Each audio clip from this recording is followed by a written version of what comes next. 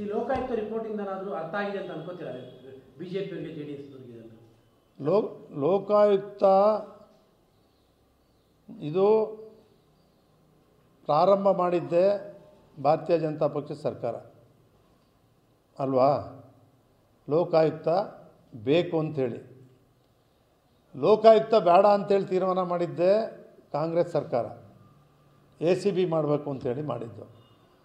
ಆದರೆ ಈ ರಾಜ್ಯದ ಜನ, ಈ ದೇಶ ಬಯಸಿದ್ದು ಲೋಕಾಯುಕ್ತ ಅತ್ಯುತ್ತಮವಾಗಿ ಭ್ರಷ್ಟಾಚಾರ, ಅನ್ಯಾಯ ನಡೀತಕ್ಕಂಥದ್ದನ್ನು ಎತ್ತಿಡಿತಾರೆ ಅಂತಕ್ಕಂಥದ್ದನ್ನು ಮಾಡ್ತಾ ಇದೆ ಅಂತಕ್ಕಂಥದ್ದನ್ನು ಅವ್ರು ಮಾಡಿ ತೋರಿಸ್ಕೊಂಡು ಬರ್ತಿದ್ದಾರೆ.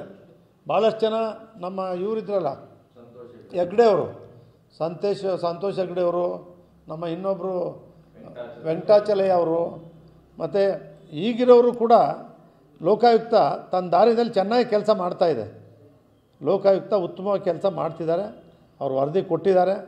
ನಮ್ಮ ಈಗಲಾದರೂ ಕೂಡ ಬರೀ ಸಿದ್ದರಾಮಯ್ಯವ್ರನ್ನ ಹೇಳಲ್ಲ ನಾನು, ಬರೀ ಮುಖ್ಯಮಂತ್ರಿದು ಅಷ್ಟೇ ಅಲ್ಲ, ಬೇರೆ ಯಾರು ಜವಾಬ್ದಾರಿಯುತ ಸ್ಥಾನದಲ್ಲಿ ಕೆಲಸ ಮಾಡ್ತಕ್ಕಂಥವ್ರ ಬಗ್ಗೆ ನೀವು ಅವ್ರನ್ನ ಈ ಜನಗಳ ಮನಸ್ಸಲ್ಲಿ ಅವ್ರನ್ನ ಭಾಳ ಭ್ರಷ್ಟಾಚಾರಿ ಅಂತೇಳಿ ಬಿಂಬಿಸ್ತಕ್ಕಂಥದ್ದನ್ನು ಮಾಡುವ ಮೂಲಕ ಕೆಲಸ ಮಾಡೋರಿಗೆ ಉತ್ಸಾಹ ಕೊಡ್ತಕ್ಕಂಥದ್ದು, ಸ್ಫೂರ್ತಿ, ಒಳ್ಳೆ ಕೆಲಸ ಮಾಡಿದಿರಿ ಅನ್ನೋದಕ್ಕೆ ಸ್ಫೂರ್ತಿ ತುಂಬಬೇಕು.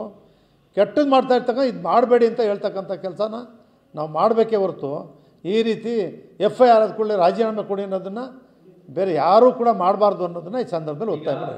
ಇದೊಂದು ಏನು ಬಿ ರಿಪೋರ್ಟ್ ಹಾಕಿದರೆ ಅಥವಾ ಕ್ಲೀನ್ ಚಿಟ್ ಕೊಟ್ಟಿದ್ದಾರೆ, ಅದು ಸಹ ಪ್ರಭಾವಕ್ಕೆ ಒಳಗಾಗಿ ಕೊಟ್ಟಿದ್ದಾರೆ ಅಂತೇಳಿ ವಿಪಕ್ಷಗಳು ಒಂದು ಆರೋಪ ಮಾಡ್ತಾರೆ. ಲೋಕಾಯುಕ್ತರು ಪ್ರಭಾವಕ್ಕೆ ಒಳಗಾಗಿದ್ದಾರೆ, ಹಂಗಾಗಿ ಈ ವರದಿ ಕೊಟ್ಟಿದ್ದಾರೆ.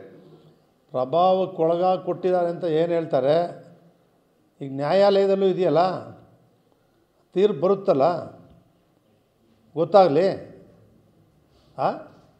ಯಾವುದೇ ಪ್ರಭಾವ ಮಾಡ್ತಕ್ಕಂಥ ದೊಡ್ಡ ಇದೇನಾಗಿದೆ, ಅದು ಏನಾಗಿದೆ ದೊಡ್ಡದು? ಜಮೀನು ತಗೊಂಡಿದ್ದಾನೆ, ಪ್ರೋಸೆಸ್ ತಪ್ಪಾಗಿರ್ಬೋದು, ಸೈಟು ಇನ್ನೊಂದು ಜಾಗದಲ್ಲಿ ಕೊಡಬೋದು, ಈ ಜಾಗದಲ್ಲಿ ಕೊಟ್ಟಿರ್ಬೋದು, ವಿತ್ಡ್ರಾ ಮಾಡಿ ವಾಪಸ್ಸೇ ಕೊಟ್ಬಿಟ್ಟಿದ್ದಾರೆ.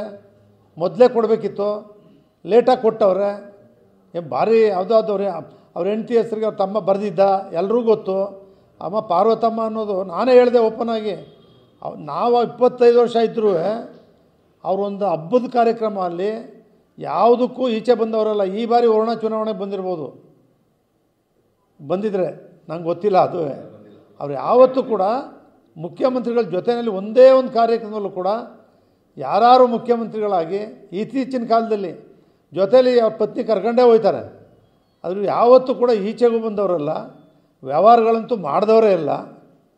ಮಲ್ಲಿಕಾರ್ಜುನ ಅಂತೂ ಭಾರಿ ವ್ಯವಹಾರ ಮಾಡಿದವನಲ್ಲ ಅವನು. ಹಿಂದೆ ಇದೆಲ್ಲ ಒಂದು 10 ಎಕರೆ ಮಾಡಿದ್ದು, 15 ಎಕರೆ ಮಾಡಿದ್ದು, 20 ಎಕರೆ ಮಾಡ್ತಿದ್ದಂತೂ ಗೊತ್ತು ನನಗೆ. ಅವನೊಂದಷ್ಟು ಜಮೀನು ತೆಗೆದು ಮಾಡ್ತೀನಿ ಅಂತ ಮಾಡ್ತಿದ್ದಂತೂ ಗೊತ್ತು ನನಗೆ.